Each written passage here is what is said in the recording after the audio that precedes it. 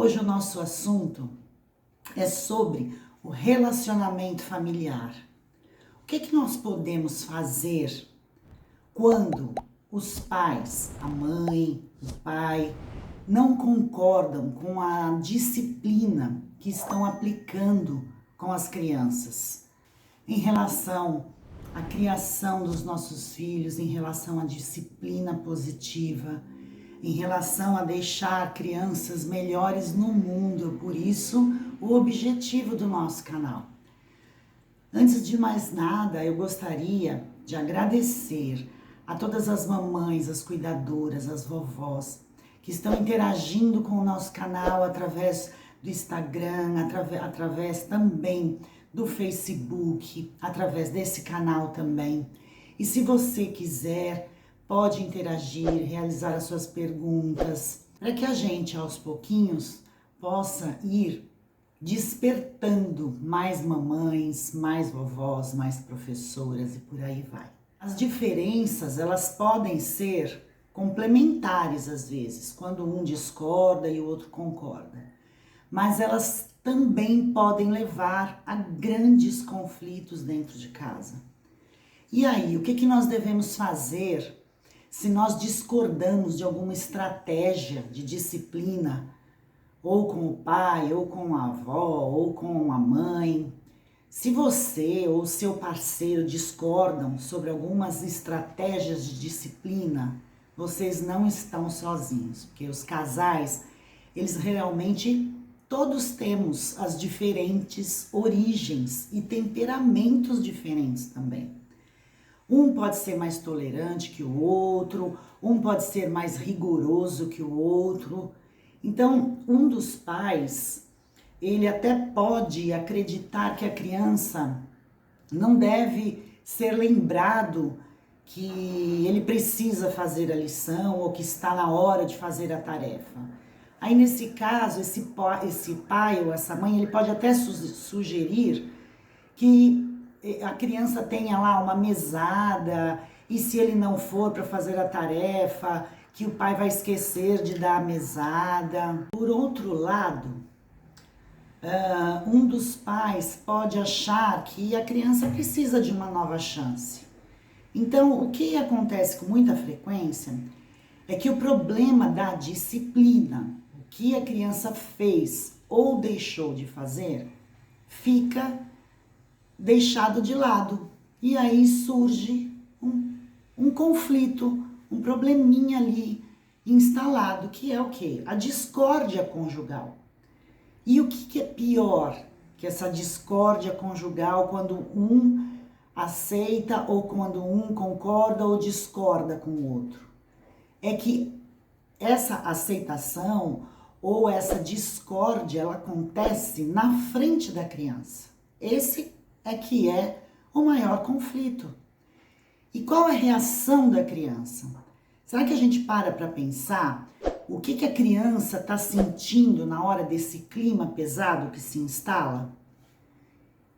Você para pensar se vocês dentro da família, dentro do lar, da casa, vocês são uma equipe familiar ou vocês são um time que vive jogando um contra o outro dentro desse ambiente? Não é saudável para as crianças quando os pais têm discórdias frequentes sobre a maneira de educar, sobre a maneira de disciplinar. Sempre tem um dos dois que cai mais para o lado de uma criança do que da outra.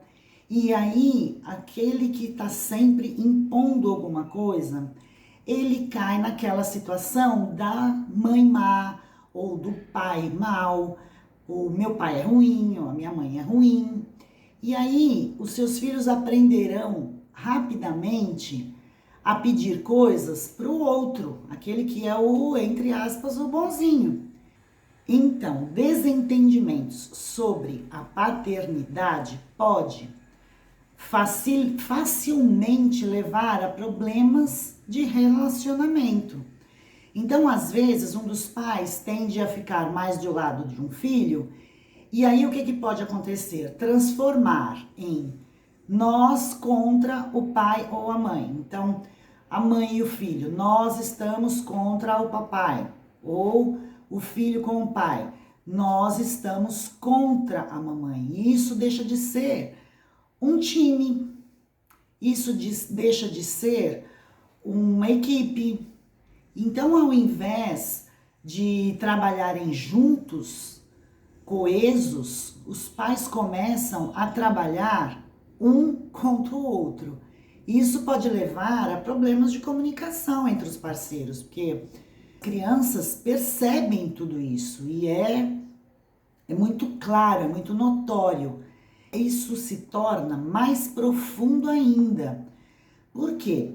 Consequências inconstantes podem fazer com que as crianças se sintam ansiosas no meio daquele conflito, porque elas não têm a certeza do que fazer ou do que esperar de uma atitude, ou do pai ou da mãe. Então a criança fica ali no meio dos dois, esperando uma decisão.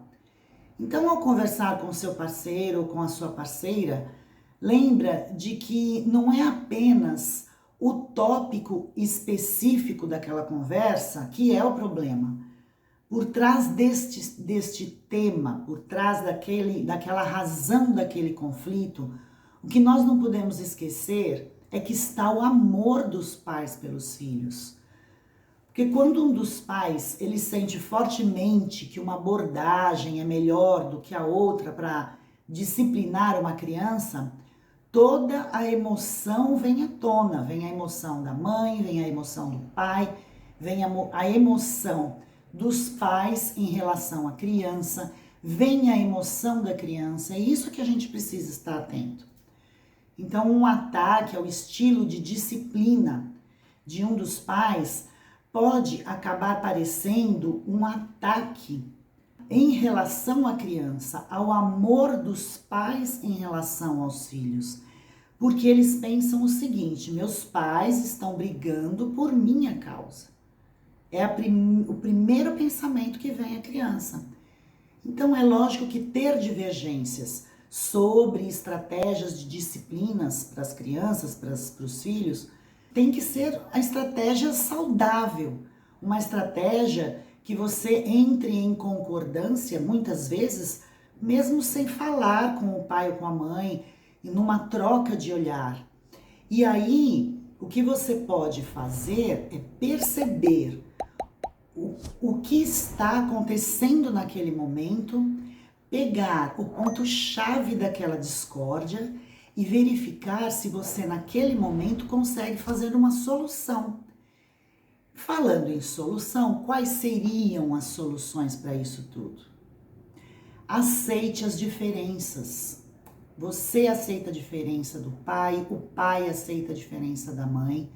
É importante aceitar que o parceiro ou a parceira, eles vão discordar sobre algumas questões parentais uma vez ou outra, a menos que um dos dois não expresse nenhuma opinião. Às vezes, entre um casal, algumas vezes, há um que fica mais na retaguarda, fica mais quieto. Isso também acaba sendo, para a criança, um espelho. E aí, a disciplina, ela vem sendo construída ao longo da vida, não só para as crianças, mas para os pais também. A necessidade de uma criança, ela evolui e varia com a idade, mas as necessidades dos pais, elas também evoluem e variam de acordo com a idade das crianças. Então, da mesma forma, você e seu parceiro provavelmente vão mudar à medida que vocês forem aprendendo com as experiências de como ser pais. E outra solução é: aceite as opiniões diferentes. Quando você e o seu parceiro têm opiniões diferentes sobre o que é melhor para os seus filhos, você deve respeitar a opinião do outro. Isso não significa que você precisa concordar. Você até pode se sentir desconfortável quando você concorda ou quando você discorda. Agora, se você está lutando com isso, vamos lembrar que as diferenças nas técnicas de disciplina, elas refletem o desejo de ambas as partes de serem os melhores pais possíveis. E isso é um ótimo ponto de partida. Ter essa consciência é bom demais. E nós, pais, precisamos ter a consciência também como nós estamos classificados nos diferentes tipos de estilos de pais. Se nós temos essa consciência, se eu tenho a consciência que eu sou uma mãe autoritária demais, se eu tenho consciência que eu sou uma mãe negligente demais, se eu tenho consciência que eu sou uma mãe permissiva demais, se eu tenho consciência que eu sou uma mãe democrática, o ideal nesses estilos parentais é nós termos o equilíbrio entre os quatro, em ser autoritário, em ser negligente, em ser permissivo e em ser democrático. O seu tipo parental, ele pode afetar tudo, desde a autoestima e a saúde física do seu filho, até a forma como ele se relaciona com os outros. Então é importante garantir que o seu estilo parental apoie o crescimento e o desenvolvimento saudável dessa criança. Porque a maneira como a gente interage com os nossos filhos é como vai ser constituída a sua disciplina, é como vai influenciar a criança pelo resto da vida. Então uma das soluções é: apresente uma frente única. Concorde em apresentar uma frente para a criança. Compartilhe as regras com as crianças. Que você concorda, que você discorda. Se você concorda, explique o porquê. Se você discorda, explique o porquê e passe para ela a realidade das consequências. É importante modelar o comportamento apropriado na frente da criança. Por exemplo, se seus filhos virem vocês brigando o tempo inteiro, é mais provável que eles consigam resolver os conflitos dessa maneira também, brigando. E aí acontecem aquelas situações da gente estar sempre recebendo um recadinho, ou ser chamado na escola. Então, ao invés disso, guarde os desentendimentos para quando você e o seu parceiro puderem conversar em particular. E comece esse diálogo de uma maneira sem atacar, sem ofender. Porque dessa forma você vai criando um ambiente que a comunicação ela pode ser sentida e ouvida. Então você está aberta a ouvir o posicionamento do outro. Isso que é muito importante. Quando os seus filhos pedirem a um de vocês para fazer alguma coisa, quando possível, não responda antes de conversar com o pai ou a mãe. Se seu filho pedir, por exemplo, para ir à casa de um amigo amanhã à noite, fala para ele que você vai conversar com o seu pai ou você vai conversar com a sua mãe, vamos ouvir a opinião. Isso vai enviar uma mensagem para a criança de que vocês dois estão trabalhando juntos, se comunicando juntos sobre as decisões que vocês vão tomar. E isso ao longo do tempo, quando o filho crescer, ele vai também se sentir pertencido e colocar para você, para os pais, aquilo que ele está pensando em fazer. Então, essa é uma comunicação de duas vias. Então, abordagens como essas, elas não apenas unem na compreensão de todos os envolvidos, mas principalmente ela é motivada pelo amor, pela atenção.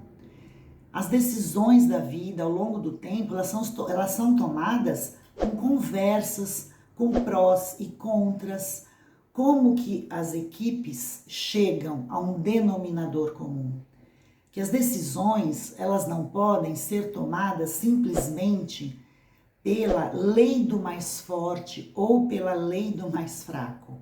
E muito menos as decisões não podem ser tomadas pela linha do ego, de quem manda mais, de quem é mais forte, de quem é mais fraco, de quem é mais autoritário, de quem é mais permissivo.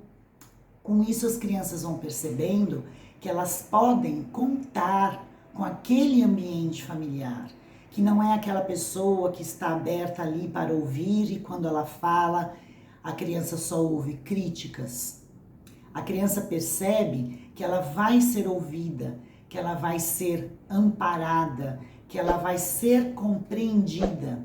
E dessa forma, as comunicações assertivas, elas vão tomando outros rumos na vida das crianças, na vida dos pais e na vida da sociedade.